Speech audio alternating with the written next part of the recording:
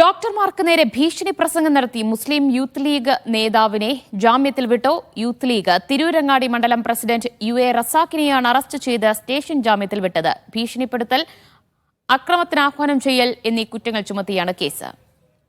മുഹമ്മദ് ഷംസീർ വിവരങ്ങൾ നൽകും. ഷംസീർ, എന്താണ് വിശദാംശങ്ങൾ?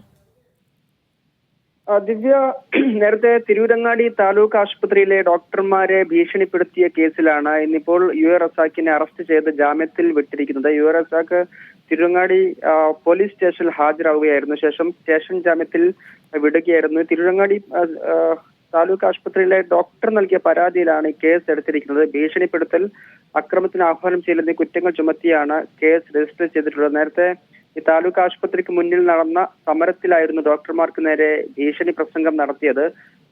ഡോക്ടർ രാജ് നടപ്പാക്കാൻ ചില തെമ്മാടികളായ ഡോക്ടർമാർ ശ്രമിക്കുന്നു. ഡോക്ടർമാർ ഗേറ്റ് കടന്ന് ഇറങ്ങുന്ന സമയത്ത് പുറത്തിട്ട് കൈകാര്യം ചെയ്യേണ്ടി വരും തുടങ്ങിയ പരാമർശങ്ങളായിരുന്നു ഉണ്ടായിരുന്നത്. ഈ ജയിൽവാസം അനുഭവിക്കേണ്ടി വന്നാൽ അഭിമാനത്തോടു കൂടി അതിനെ നേരിടും തുടങ്ങിയ പരാമർശങ്ങളൊക്കെ ആയിരുന്നു അന്ന് ഈ പ്രസംഗത്തിൽ യൂത്ത് ലീഗ് തിരുവങ്ങാടി മണ്ഡലം പ്രസിഡന്റ് കൂടിയായ UA റസാഖ് നടത്തിയത്. ഇതിലാണ് പിന്നീട് ഡോക്ടർ പരാതി നൽകിയതും ഇതിൽ അറസ്റ്റ് രേഖപ്പെടുത്തി ഇപ്പോൾ ജാമ്യത്തിൽ വിട്ടതും. ശരി, വിശദാംശങ്ങളാണ് മുഹമ്മദ് ഷംസീർ നൽകിയത്.